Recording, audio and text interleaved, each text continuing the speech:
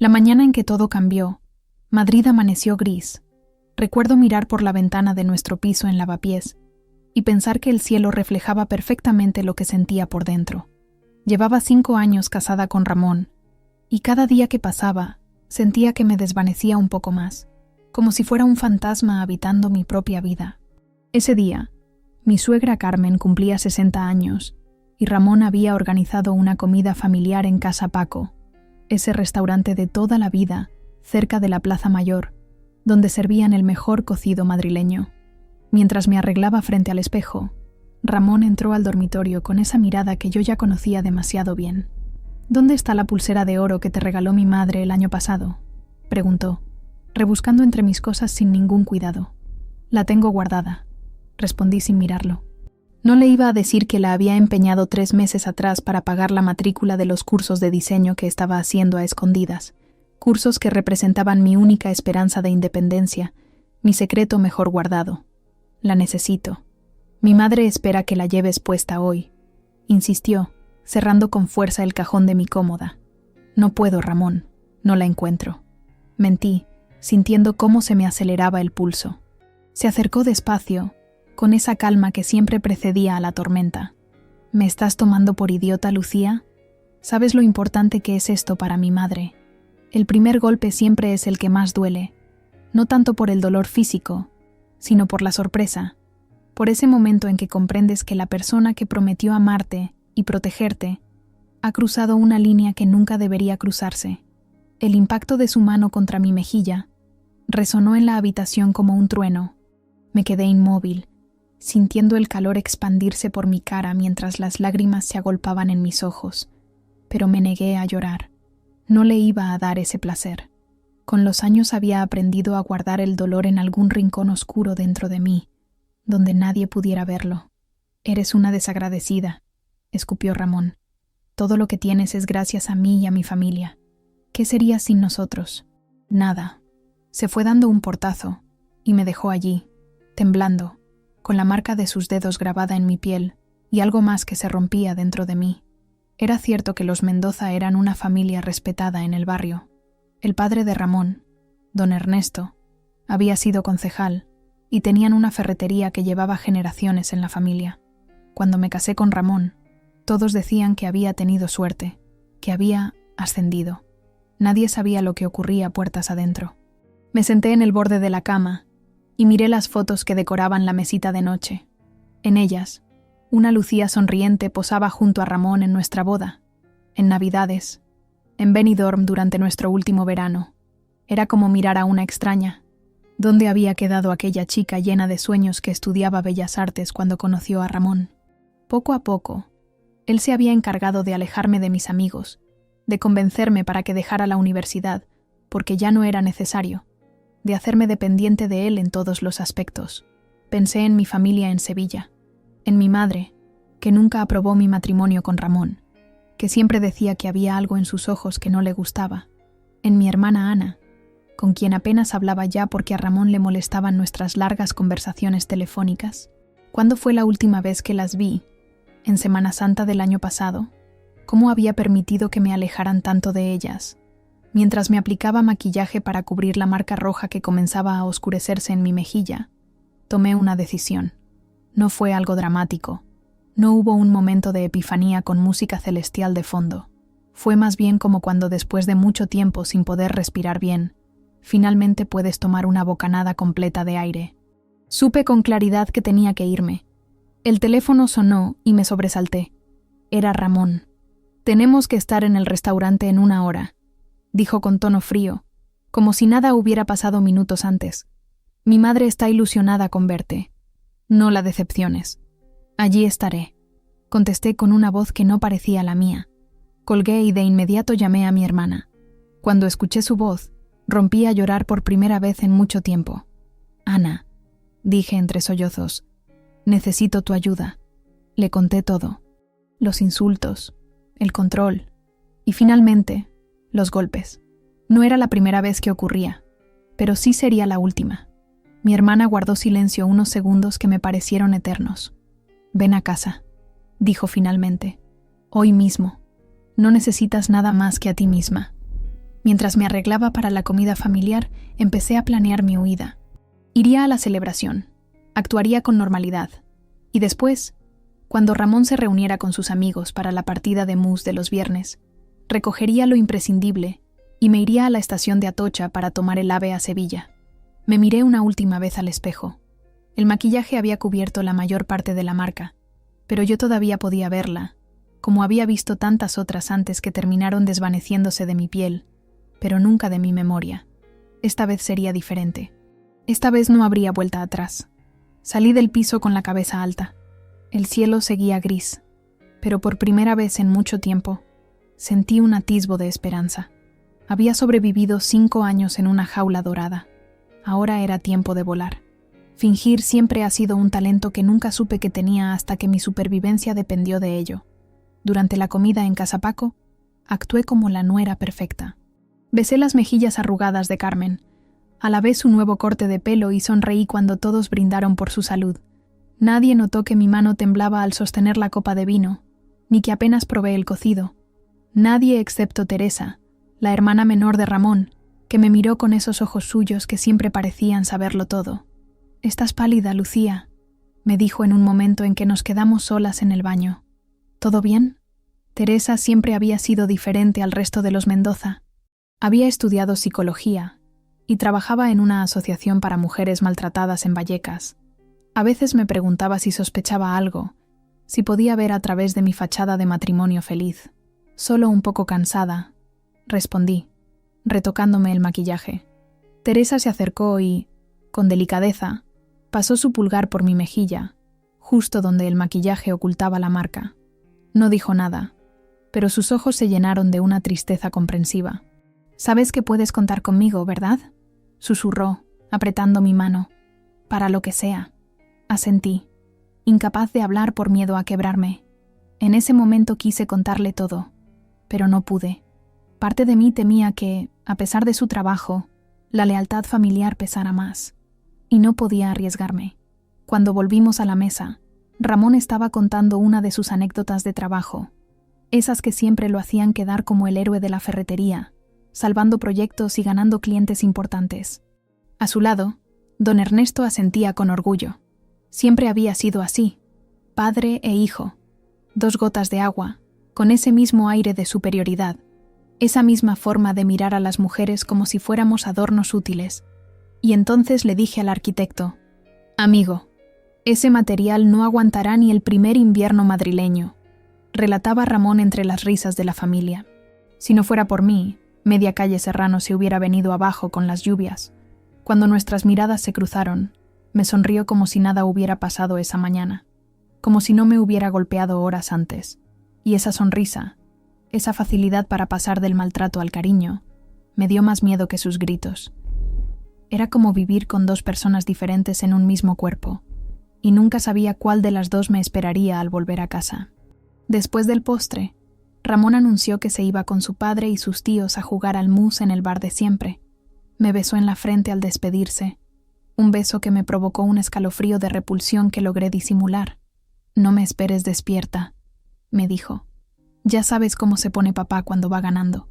Sonreí y me despedí de todos con abrazos y promesas de vernos pronto, sabiendo que era la última vez que vería a la mayoría de ellos. Me dolió por Teresa, la única que parecía ver más allá de las apariencias. Quizás algún día podría explicarle. De vuelta en el piso, moviéndome rápido pero con precisión, preparé una pequeña maleta. Metí solo lo esencial: documentos, algo de ropa, los pendientes que me regaló mi abuela, las acuarelas y pinceles que Ramón nunca entendió por qué guardaba. No me llevé nada que él me hubiera regalado. No quería conservar ningún recuerdo de esos 5 años. Mientras recorría las habitaciones por última vez, me detuve frente a la pintura que colgaba en el salón. Era un cuadro que había pintado durante mi primer año de universidad.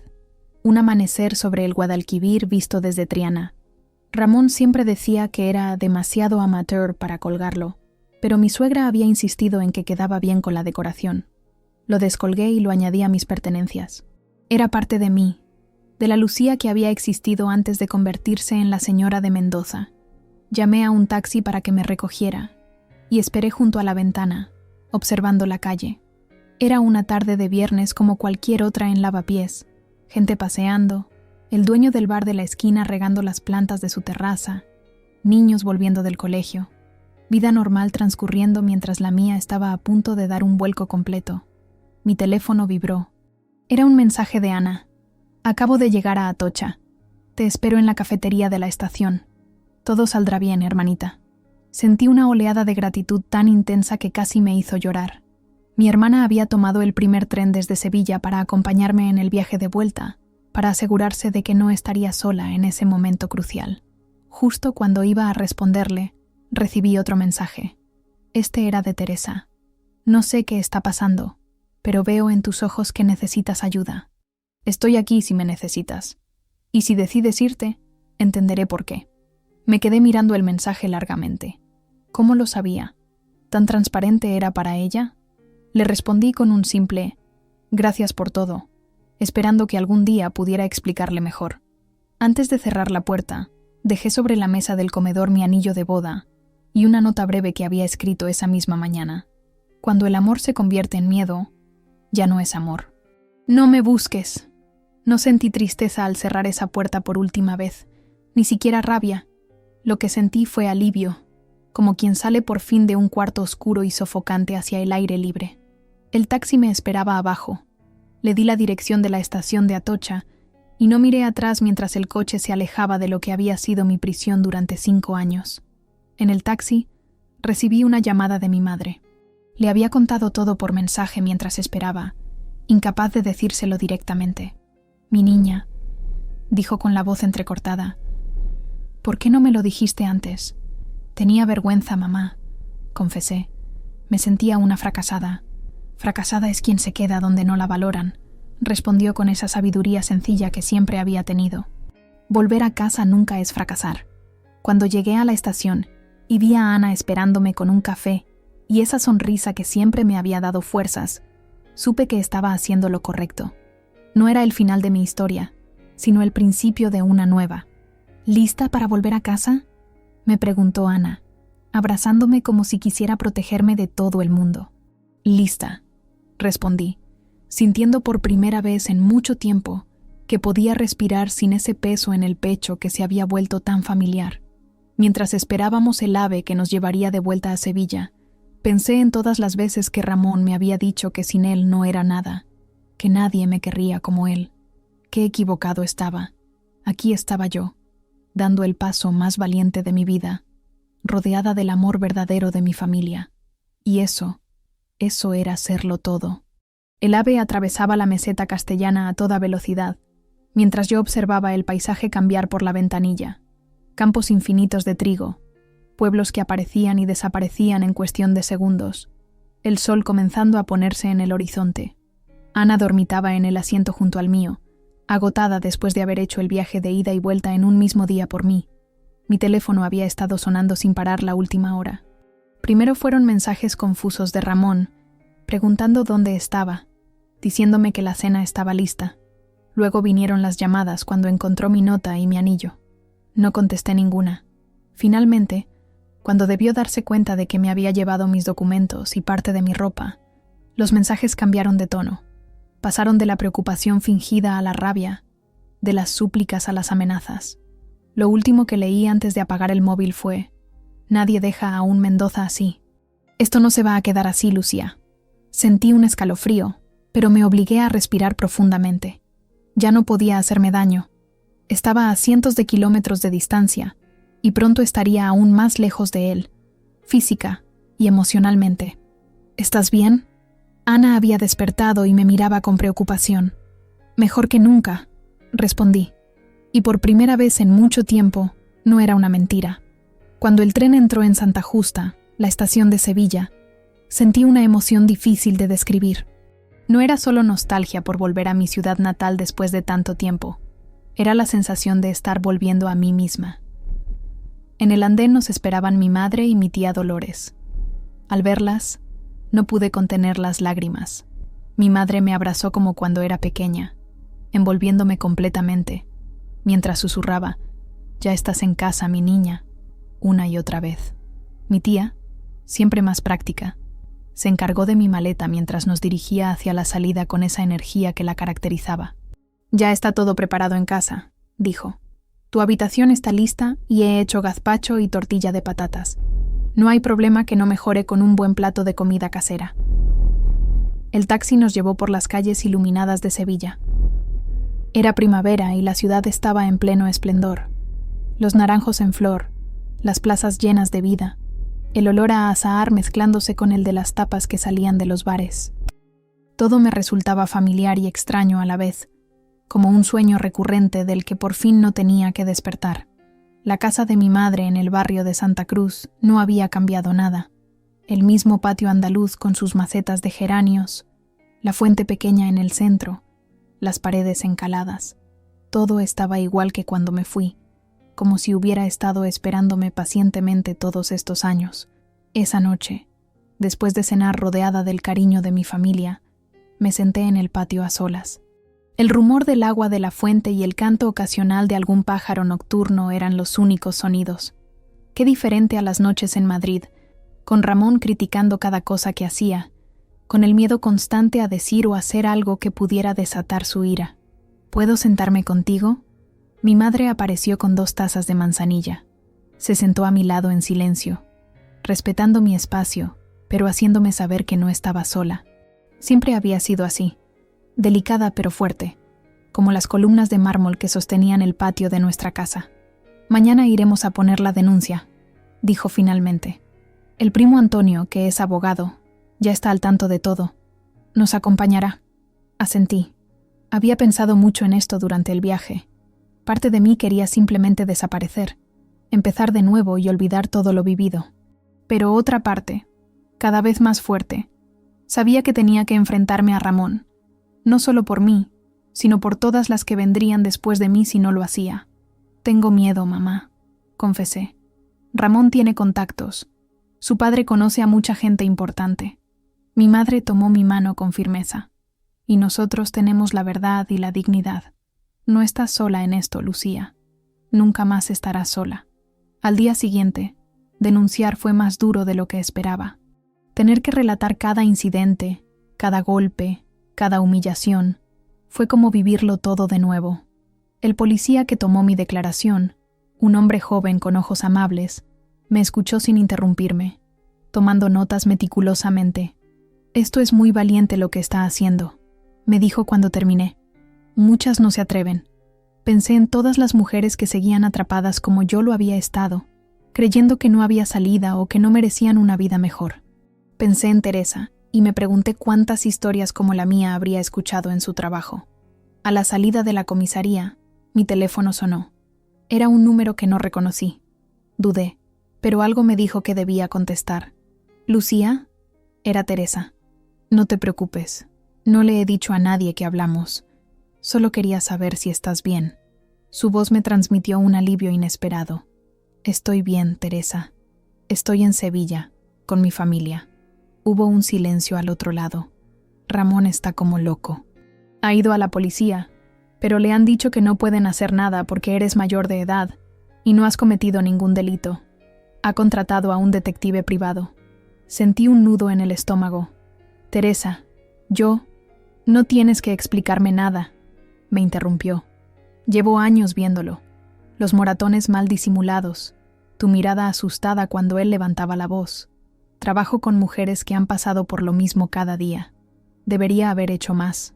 Lo siento». Las lágrimas rodaban por mis mejillas.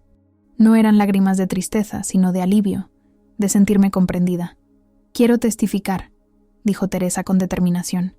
«Si presentas una denuncia, quiero testificar sobre lo que he visto durante estos años». No podía creer lo que estaba escuchando. La hermana de Ramón, una Mendoza, dispuesta a ponerse de mi lado contra su propia familia. «¿Por qué harías eso?», pregunté todavía incrédula. «Porque es lo correcto», respondió simplemente. «Y porque ya he guardado silencio demasiado tiempo». Después de colgar, me sentí más fuerte que nunca. Ya no era solo yo contra Ramón. Era la verdad contra la mentira, la justicia contra el abuso. Los días siguientes fueron intensos. Mi madre, mi hermana y mi tía se turnaban para acompañarme a todas partes. para asegurarse de que nunca estuviera sola. El primo Antonio organizó toda la parte legal, con una eficiencia asombrosa. Me ayudó a pedir una orden de alejamiento y a preparar la demanda de divorcio. Una semana después de mi huida, recibí la primera carta de Ramón. Llegó a casa de mi madre sin remitente, pero reconocí su letra de inmediato. La abrí con manos temblorosas, preparada para más amenazas o manipulaciones, pero lo que encontré me dejó sin palabras. Era una carta de disculpa, escrita con una caligrafía cuidadosa como si cada palabra hubiera sido medida. Hablaba de cuánto me echaba de menos, de cómo se había dado cuenta de sus errores, de cómo estaba dispuesto a cambiar si yo volvía. «Te necesito, Lucía», terminaba la carta. «Sin ti no soy nada». Hace un tiempo, esas palabras me habrían hecho dudar. Habría querido creer que podía cambiar, que todo podía ser diferente. Pero ahora sabía mejor. Los hombres como Ramón no cambian, solo aprenden nuevas formas de manipular. Rompí la carta en pedazos pequeños y los tiré en el pequeño estanque del patio. Mientras los fragmentos se hundían en el agua, sentí cómo los últimos restos de mi vida anterior se disolvían con ellos. Esa tarde, visité el viejo estudio donde solía pintar antes de conocer a Ramón. Estaba en el ático de la casa de mi tía Dolores, un espacio luminoso con vistas a los tejados de Santa Cruz. Había permanecido intacto, con mis viejos lienzos aún apoyados contra las paredes, mis pinceles ordenados en botes de cristal, el olor a óleo y trementina impregnando cada rincón. Coloqué un lienzo nuevo en el caballete, mezclé los colores, y por primera vez en 5 años, me permití crear sin miedo a ser juzgada. Pinté hasta que el sol se puso, y cuando terminé, me di cuenta de que había pintado un amanecer sobre el Guadalquivir, similar al que colgaba en nuestro piso de Madrid, pero con una diferencia fundamental. En este, la luz era más brillante, los colores más vivos, el horizonte más amplio. Era el cuadro de una mujer que ya no tenía miedo, que había encontrado su camino de vuelta a casa. Mientras yo comenzaba mi nueva vida en Sevilla, Ramón vivía su propio infierno en Madrid. Me lo contó Teresa semanas después, cuando declaró en mi favor ante el juez. Según ella, mi marido volvió a casa aquella noche de viernes tras varias cervezas celebrando la victoria en el Mus, con esa euforia que lo hacía aún más peligroso. Abrió la puerta esperando encontrarme dormida o quizás despierta, temerosa, como tantas otras noches. En cambio, lo recibió un silencio espeso que lo desconcertó inmediatamente. Las luces estaban apagadas. Gritó mi nombre varias veces mientras recorría el pasillo hacia el dormitorio. Su voz rebotaba contra las paredes desnudas, amplificando su confusión. Al principio, me dijo Teresa, Ramón pensó que me había ido a dormir a casa de alguna amiga para evitarlo después de lo ocurrido por la mañana. No sería la primera vez que buscaba refugio por una noche. Pero entonces encendió la luz del dormitorio y vio el armario abierto, mis cajones vacíos. Un escalofrío recorrió su espalda cuando comprendió que no era una ausencia temporal. Fue entonces cuando encontró el anillo y la nota sobre la mesa del comedor.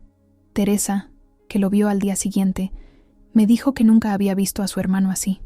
Parecía un hombre desmoronándose, como si de repente todos los cimientos en los que había construido su vida se hubieran vuelto arena entre sus dedos. «¿Qué le has hecho?», le preguntó Teresa directamente aquella mañana, cuando Ramón la llamó desesperado. «Nada que mereciera esto», respondió él, sosteniéndose en el marco de la puerta, como si fuera incapaz de mantenerse en pie por sí mismo. «¿Le pegaste?», insistió ella. El silencio de Ramón fue toda la respuesta que Teresa necesitaba. Los días siguientes, Ramón se movió como un fantasma por el piso vacío. No fue a trabajar. No contestó las llamadas de sus padres. Se dejó la barba. Bebía desde que se levantaba hasta que se desplomaba en el sofá. El único mueble que quedaba en la casa porque pertenecía a sus padres y nunca había sido mío. Carmen, su madre, finalmente fue a verlo preocupada por su ausencia. Entró en el piso y encontró a su hijo en un estado lamentable. Botellas vacías por todas partes, ropa sucia, olor a cerrado y a desesperación. «¿Qué ha pasado? ¿Dónde está Lucía?», preguntó alarmada. «Se ha ido», respondió Ramón con la mirada perdida. «Se llevó todo».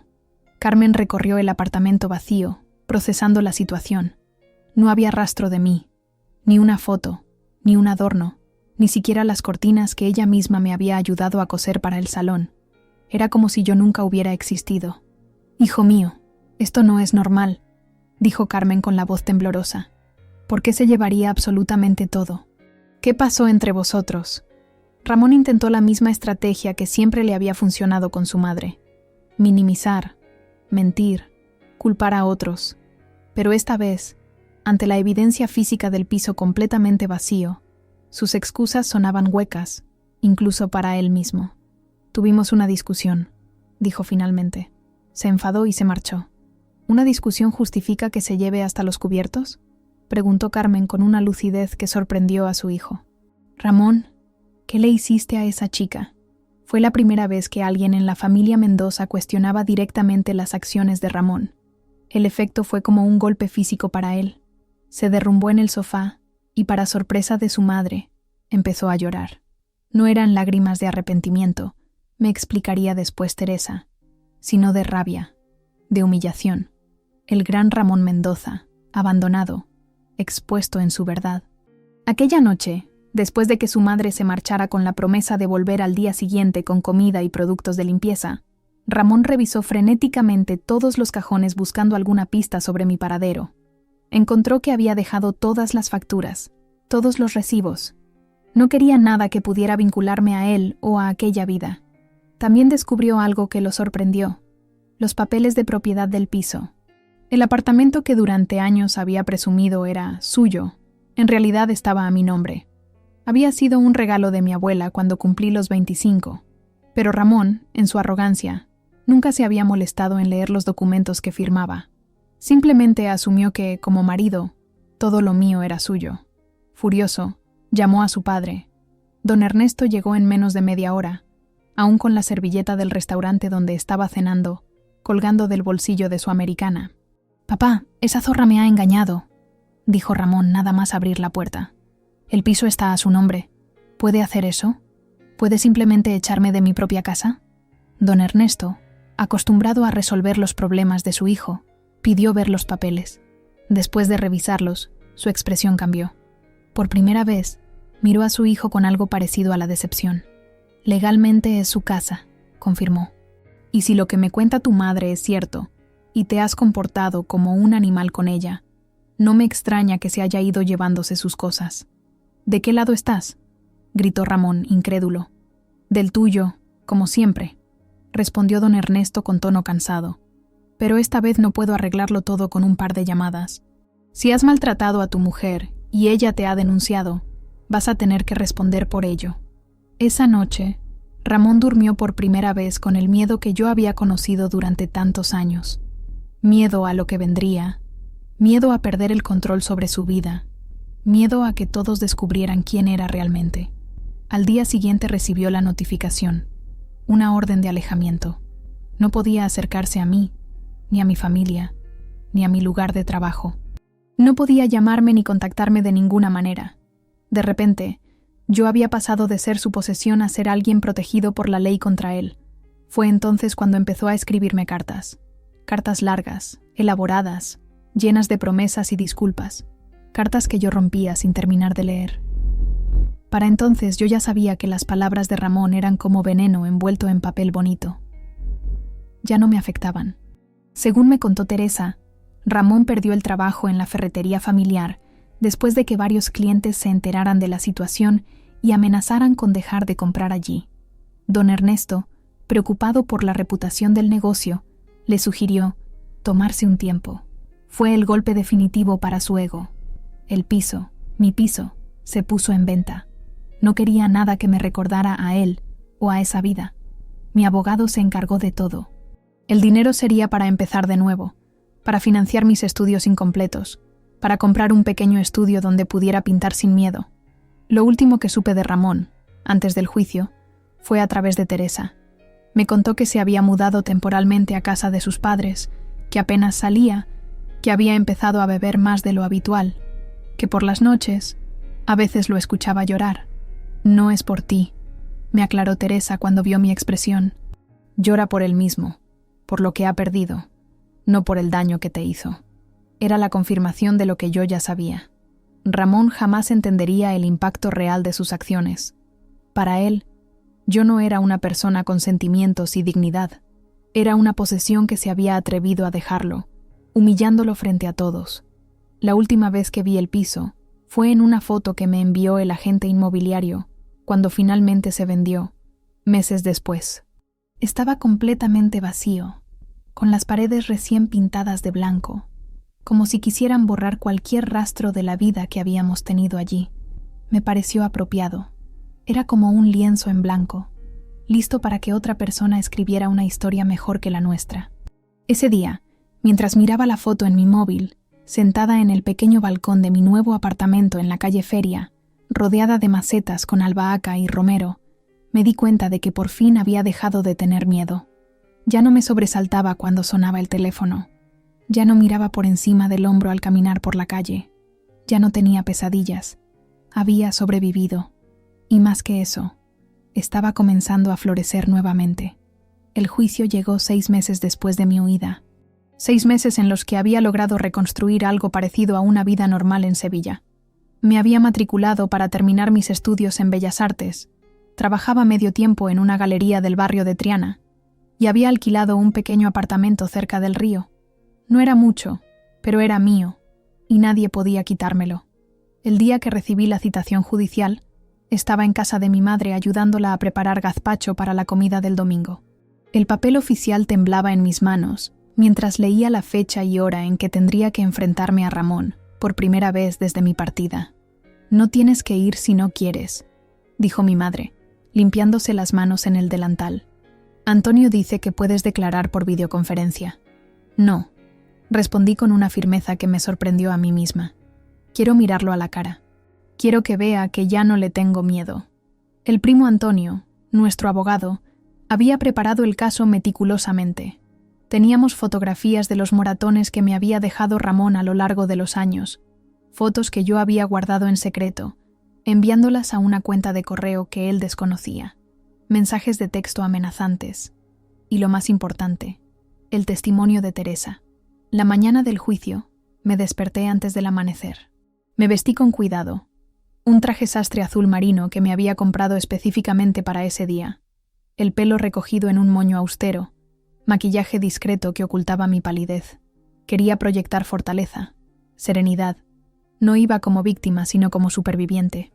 Mi familia al completo me acompañó. Mi madre, mi hermana Ana, mi tía Dolores y hasta mi prima Rocío, que había venido expresamente desde Málaga.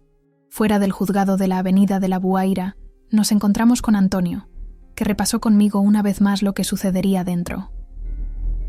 «Ramón intentará desacreditarte», me advirtió. «Dirá que exageras, que estás desequilibrada, que todo esto es venganza por algún motivo. No caigas en provocaciones. Responde solo a lo que te pregunten, con calma y precisión».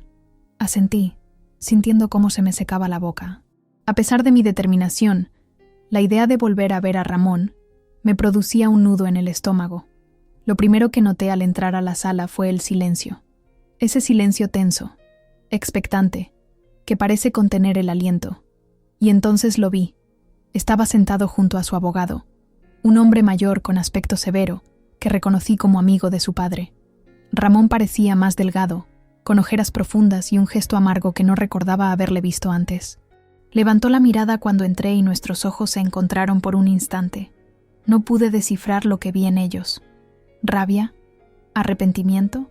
¿Sorpresa por mi aspecto sereno? Aparté la vista y me concentré en el juez que comenzaba la sesión. El proceso fue agotador emocionalmente.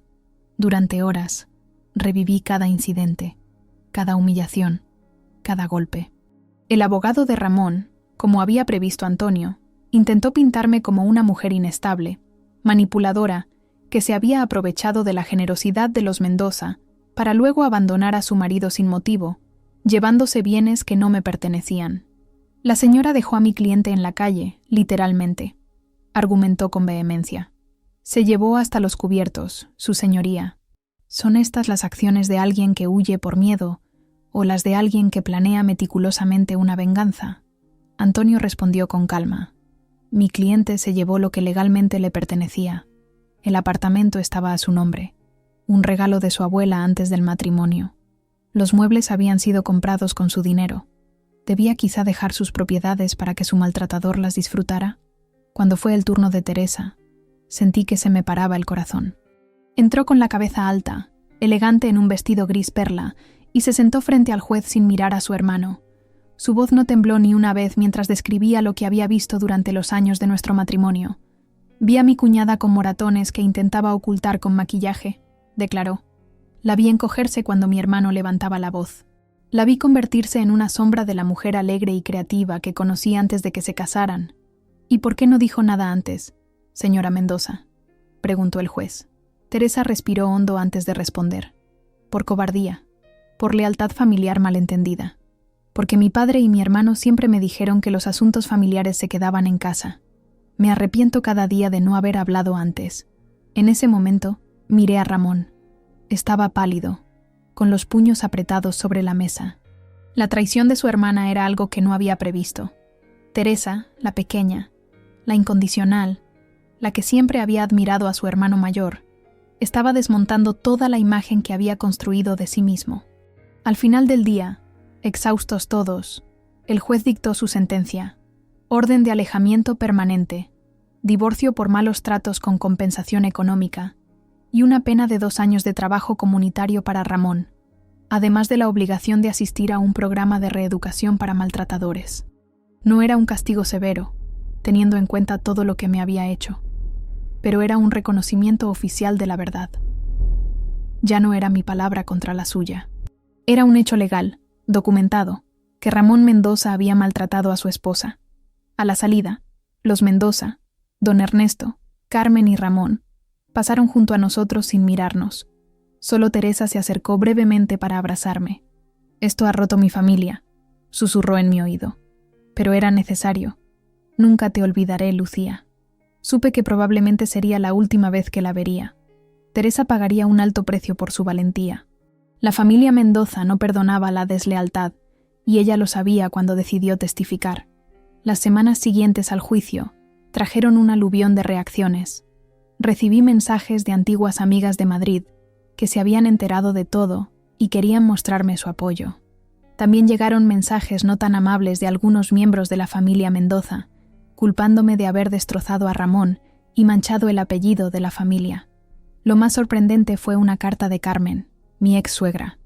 Una carta breve pero que me dejó sin aliento. «Lucía», decía, «no puedo decir que comprendo completamente tu decisión, pero ahora sé que mi hijo te hizo daño. Como madre, es difícil aceptar que tu hijo es capaz de tal crueldad. Te pido perdón por no haber visto lo que pasaba bajo mi propio techo. No te molestará más. Carmen». La guardé en el mismo cajón donde guardaba los documentos del divorcio. No sentía rencor hacia ella. Carmen era producto de la misma educación que había creado a Ramón. Una educación donde los hombres mandaban y las mujeres obedecían, donde el apellido familiar estaba por encima de todo, incluso de la verdad. Mi nombre empezó a circular en círculos de apoyo a mujeres maltratadas. Me invitaron a dar charlas, a compartir mi experiencia. Al principio me resistí. No quería ser definida para siempre como la mujer que escapó de su marido violento. Pero finalmente, acepté participar en algunos eventos. Si mi historia podía ayudar a otras mujeres a encontrar el valor para irse, merecía la pena revivirla. Unos meses después del juicio, estaba preparando café en mi pequeño apartamento cuando sonó el timbre. Al abrir, me encontré con una mujer joven, pálida y nerviosa, que no conocía. «¿Eres Lucía?», preguntó con voz apenas audible. Asentí, confundida. «Me llamo Marta. Era la novia de Ramón. Teresa me dio tu dirección. La invité a pasar con cierta aprensión. Me contó que había empezado a salir con Ramón hace poco, deslumbrada por su encanto y posición social. Al principio todo fue maravilloso, hasta la primera vez que se atrevió a contradecirlo. El grito, la bofetada, las disculpas inmediatas, un patrón que yo conocía demasiado bien. «No sé qué hacer», confesó Marta, con lágrimas en los ojos. «Le tengo miedo, pero mi familia dice que debo darle otra oportunidad, que todos los hombres tienen mal genio a veces». Le tomé las manos y le conté mi historia. No la versión pública del juicio, sino la verdad íntima y dolorosa, Cómo el maltrato destruye no solo tu cuerpo sino tu alma. Cómo te convence de que no vales nada. Cómo te aísla hasta que crees que no hay salida. Hay salida, le aseguré. Es dura, da miedo, pero existe. Y merece la pena. Tú mereces la pena. Cuando Marta se fue, más calmada y con la promesa de pensar en lo que habíamos hablado, me di cuenta de que el círculo no se había cerrado. Ramón seguía siendo el mismo hombre, buscando a otra mujer a quien controlar, a quien romper lentamente. Pero algo había cambiado. Ya no era invisible. Sus acciones tenían nombre, tenían consecuencias. Y otras mujeres como Marta, ahora sabían que no estaban solas. Esa noche llamé a Teresa para agradecerle por enviar a Marta. Me contó que se había mudado a Barcelona, lejos de su familia, y que trabajaba en un centro de atención a víctimas de violencia de género. ¿Eres feliz, Lucía?, me preguntó antes de colgar. Miré alrededor de mi pequeño apartamento, a los lienzos apoyados contra las paredes, a los pinceles esperando en sus botes, a las plantas que crecían en mi balcón. Pensé en mis clases, en mis nuevos amigos, en el café que tomaba cada mañana sin miedo. Estoy aprendiendo a hacerlo, respondí. Y era verdad. 1 año. 365 días desde que dejé Madrid con una maleta pequeña y el corazón roto. Parece mentira cómo cambia la vida en ese tiempo. Hoy celebro mi primer aniversario de libertad, sentada en la terraza del bar Manolo, frente a la Alameda de Hércules, con un rebujito en la mano y el calor de la tarde sevillana acariciándome la piel. Por ti, Lucía, brinda Javier levantando su copa. Por tu valentía. Javier apareció en mi vida hace 4 meses, cuando expuse por primera vez mis cuadros en una pequeña galería del centro. Es profesor de literatura en la universidad. Tiene una sonrisa tranquila y manos que gesticulan mucho cuando habla de García Lorca o de Machado. Me gusta su compañía, su conversación, su respeto por mis silencios. Pero sobre todo, me gusta que nunca me ha preguntado por qué me sobresalto a veces cuando alguien levanta la voz, o por qué aún me cuesta aceptar cumplidos sobre mi trabajo. Por mi nueva vida, respondo, chocando mi copa con la suya.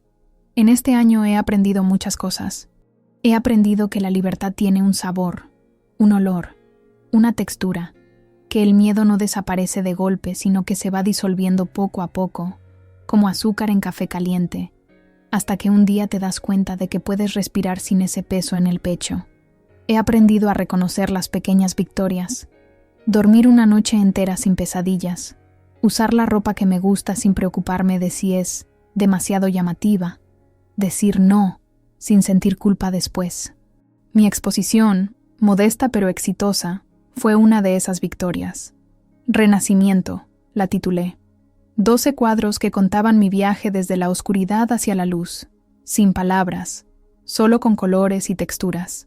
La crítica local fue amable, vendí 7 obras, y lo más importante, sentí que recuperaba mi voz, esa voz artística que Ramón había silenciado con su desprecio constante. ¿En qué piensas?, pregunta Javier, sacándome de mis reflexiones. En todo lo que ha pasado este año, respondo. En lo diferente que es mi vida ahora. Javier sabe fragmentos de mi historia, los suficientes para entender sin juzgar. No necesita conocer todos los detalles oscuros. Esos los guardo para mí, o los comparto en el grupo de apoyo al que asisto cada semana en el Centro Cívico de Triana. Allí, rodeada de mujeres que han vivido experiencias similares, puedo hablar sin miedo, sin vergüenza. Algunas tienen historias peores que la mía, cicatrices más profundas, batallas más duras. Todas estamos en diferentes etapas del mismo camino hacia la recuperación. Elena, la psicóloga que coordina el grupo, dice que soy un ejemplo para las recién llegadas. Les muestras que hay vida después, me dijo una vez. No me siento un ejemplo. Solo soy una mujer que un día decidió que merecía algo mejor que el miedo. Después del rebujito, Javier y yo paseamos por la Alameda, entre los naranjos y las terrazas llenas de vida. Me cuenta sobre el libro que está escribiendo, una novela ambientada en la Sevilla de los años 30. Su entusiasmo es contagioso. Deberías ilustrarlo, sugiere de repente. Tus acuarelas capturarían perfectamente la luz de esa época. Me detengo, sorprendida. Es la primera vez que alguien valora mi arte lo suficiente como para proponerme una colaboración. Durante años, Ramón había menospreciado mis pinturas como un pasatiempo de niña rica, algo que toleraba mientras no interfiriera con mis obligaciones como esposa. ¿Lo dices en serio?, preguntó. Completamente, responde Javier. Tienes talento, Lucía. Un talento que merece ser visto. Esa noche, de vuelta en mi apartamento, pienso en su propuesta mientras preparo la cena. Es un espacio pequeño, pero luminoso, en un edificio antiguo de Santa Cruz. Los techos altos, las paredes blancas, las baldosas hidráulicas con motivos geométricos, todo ello crea un ambiente que me recuerda a la casa de mi infancia. He llenado cada rincón con plantas, libros y colores. Es un reflejo de mí misma, imperfecto, en constante evolución, pero auténtico. Mi teléfono suena con un mensaje de mi madre. ¿Cenamos juntas mañana? He preparado torrijas. Sonrío al leerlo. Este año también ha transformado mi relación con mi familia. Hemos sanado heridas antiguas. Hemos aprendido a comunicarnos mejor, a respetarnos como adultas. Mi madre ya no me trata como a la niña frágil que necesita protección, y yo he dejado de culparla inconscientemente por no haberme preparado para un mundo donde existen hombres como Ramón. Claro, llevo el vino, respondo. Después, reviso mi correo electrónico. Entre los mensajes habituales, encuentro uno de Teresa. Seguimos en contacto, aunque espaciadamente. Ella ha rehecho su vida en Barcelona, alejada de su familia, centrada en su trabajo con mujeres maltratadas. Me cuenta que ha conocido a alguien, un compañero de trabajo que la hace feliz, que piensa en adoptar un perro. Pequeñas noticias cotidianas que me alegran el corazón. Al final del email, añade una postdata. Ramón se ha mudado a Valencia. Papá lo convenció para que se encargara de abrir una sucursal de la ferretería allí. Creo que todos necesitábamos esta distancia. Cierro el correo sin sentir nada especial. Ni miedo, ni rabia, ni siquiera alivio. Ramón ya no tiene poder sobre mis emociones. Es solo alguien que conocí una vez. Alguien que me hizo daño pero que ya no forma parte de mi presente ni de mi futuro. A la mañana siguiente, me levanto temprano para trabajar en mi estudio antes de ir a la galería.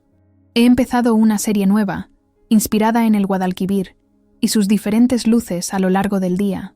Es un proyecto personal, sin presiones ni plazos, solo por el placer de crear.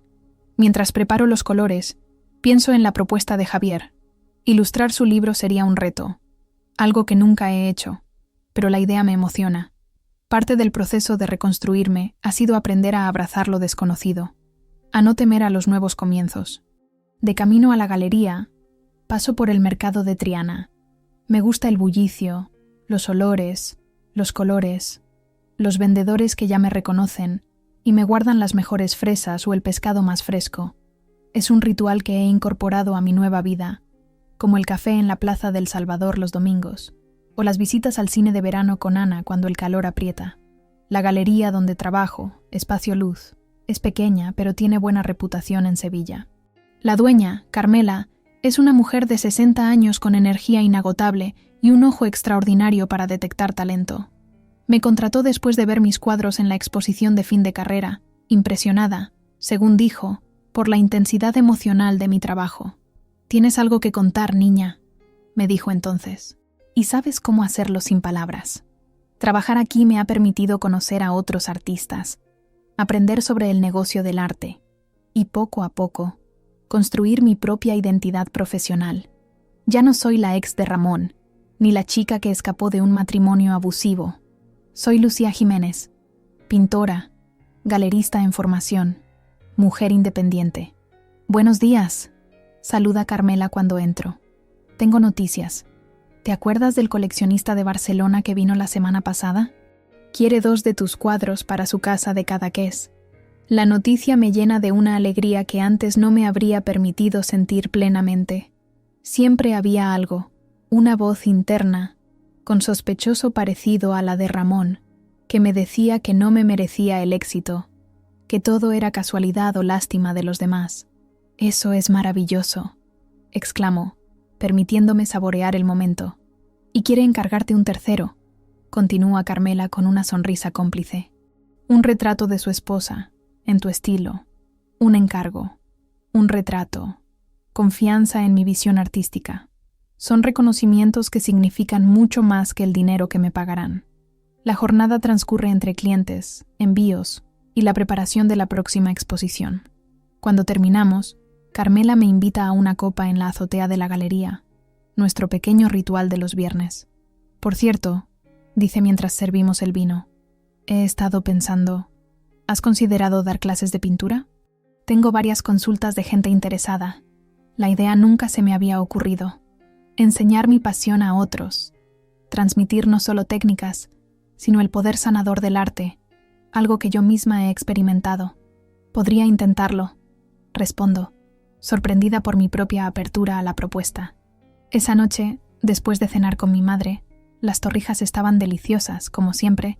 Regreso a casa con una sensación de plenitud que todavía me resulta novedosa. Hace un año, mi futuro era un espacio en blanco aterrador. Hoy es un lienzo que voy pintando día a día, con los colores que elijo, a mi propio ritmo. En mi mesa de dibujo, extiendo varios papeles y comienzo a bocetar ideas para las ilustraciones del libro de Javier. Me sumerjo en la Sevilla de los años 30, el río, la Torre del Oro, las calles estrechas del barrio judío, los patios floridos, las mujeres con mantones, los cafés cantantes. Trabajo hasta tarde, perdida en ese mundo que voy creando trazo a trazo. Cuando finalmente me detengo, cansada pero satisfecha, me doy cuenta de que son más de las 2 de la madrugada. Hace un año, estar despierta a estas horas me habría llenado de ansiedad, pendiente del sonido de la llave en la cerradura, del estado de ánimo con el que Ramón volvería a casa. Ahora, el silencio de la noche es reconfortante. Los sonidos de la ciudad dormida, un coche ocasional, el maullido de un gato callejero, el rumor lejano del río, forman una nana que me arrulla. Esta casa, este espacio, este tiempo me pertenecen solo a mí. Me preparo para dormir con la ventana abierta, dejando que entre la brisa fresca de abril. En la mesita de noche, tengo un cuaderno donde anoto mis pensamientos antes de dormir, otra costumbre nueva que me ayuda a procesar el día. Hoy escribo, 1 año de libertad, 1 año de mí misma, 1 año de pequeñas y grandes victorias. La vida no es perfecta, pero es mía, y eso lo es todo. Mientras apago la luz, pienso en todo lo que está por venir, las clases que daré, las ilustraciones para el libro de Javier, mis próximas exposiciones, los viajes que quiero hacer, los amaneceres que quiero pintar. La oscuridad ya no me asusta. He aprendido que incluso en la noche más cerrada, siempre llega el amanecer. Y cada día, el sol vuelve a salir, implacable y generoso, ofreciéndonos a todos, incluso a mí, especialmente a mí, la oportunidad de empezar de nuevo.